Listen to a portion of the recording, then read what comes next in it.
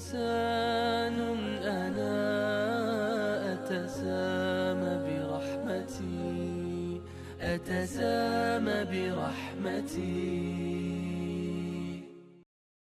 السلام علیکم ورحمۃ اللہ وبرکاتہ.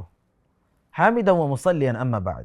ناظرین، مرسی ٹی وی پر آپ کا استقبال ہے اور میں لے کر حاضر ہوں ایک اہم پروگرام خوشخبریاں اور وعیدیں. آج کا موضوع ہے چغل خوری اور اس کی تباہ کاریاں.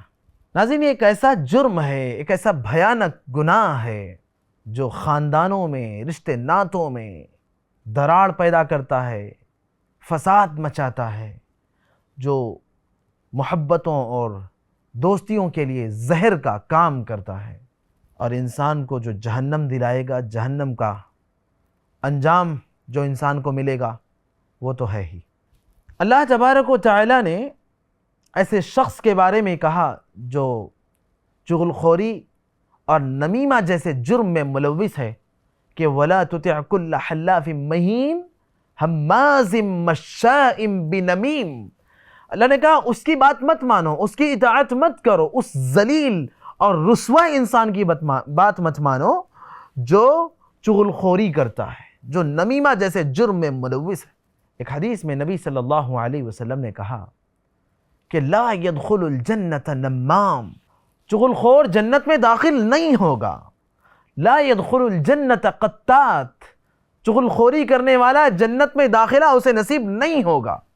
ایک مرتبہ آپ اپنے صحابہ کے ساتھ ایک راستے سے گزر رہے تھے.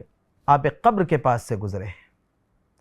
آپ نے صحابہ سے کہا کہ جانتے ہو اس قبر میں قبر والے کو عذاب مل رہا ہے، عذاب سے دوچار ہو رہا ہے وہ.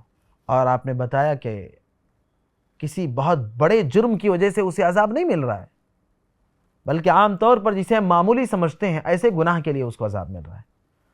ان میں سے ایک گناہ آپ نے بتایا کہ وہ چغل خوری کیا کرتا تھا، لوگوں کی باتوں کو اس لیے دوسروں تک پہنچاتا تھا کہ وہ ان میں فتنہ اور فساد برپا کرے. غیبت میں اور چغل خوری میں فرق یہی ہے کہ چغل خوری کرنے والا کسی کی بات کسی دوسرے تک اس نیت اور مقصد کے تحت پہنچاتا ہے کہ ان دونوں میں فتنہ فساد کر سکے، لڑا سکے، دونوں کو جھگڑا کروا سکے، دونوں میں دشمنی اور نفرت پیدا کروا سکے.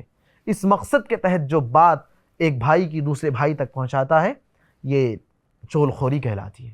بہو اپنی ساس کی چغل خوری اپنے شوہر سے کرے، ساس اپنی بہو کی چغل خوری اپنے بیٹے سے کرے، تو یا اسی طریقے سے دکان میں کئی کام کرنے والے ہیں تو ان میں سے ایک کام کرنے والا اپنے کسی ساتھ کام کرنے والے کی کسی بات کو مالک تک یا باس تک اس نیت کے ساتھ پہنچائے کہ وہ اس سے نفرت کرے اور مجھ سے محبت کرے، اس کو دور کرے اور مجھے قریب کر لے. یہ ساری چیزیں چغل خوری کہلاتی ہیں.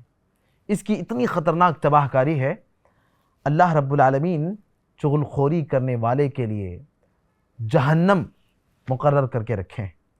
اللہ کے نبی صلی اللہ علیہ وسلم نے بتلایا کہ چغل خوری کرنے والا وہ جنت میں بھی داخل نہیں ہوگا، چغل خوری کرنے والا وہ قبر کے عذاب سے بھی دوچار کیا جائے گا.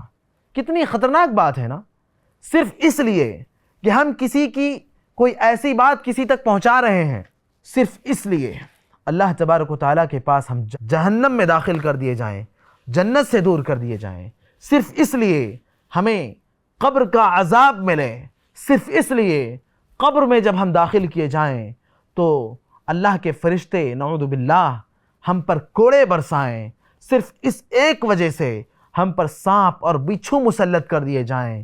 صرف اس لیے قبر میں جب ہم ہوں تو جہنم کی کھڑکی کھول دی جائے، جنت کی کھڑکی بند کر دی جائے، بدبو، سڑائند اور نہ جانے کتنی تکلیف والے معاملات قبر میں ہی ہمیں ان سے دوچار کر دیا جائے، تو یہ کتنی بڑی محرومی اور کتنی بڑی ذلت اور رسوائی ہے. اس لیے ہمیں چغل خوری اور نمیمہ جیسی برائیوں اور ان مذموم صفات سے ہمیں اپنے آپ کو بچانا چاہیے. اللہ تبارک و تعالی ہمیں اس کے توفیق عطا فرمائے. والسلام علیکم ورحمۃ اللہ وبرکاتہ. مرسی ٹی وی کے مزید ویڈیوز کے لیے ہمارے چینل کو سبسکرائب کریں اور بیل آئیکن کو کلک کرنا نہ بھولیں. جزاک اللہ خیر. مرسی ٹی وی، پیغام رحمت.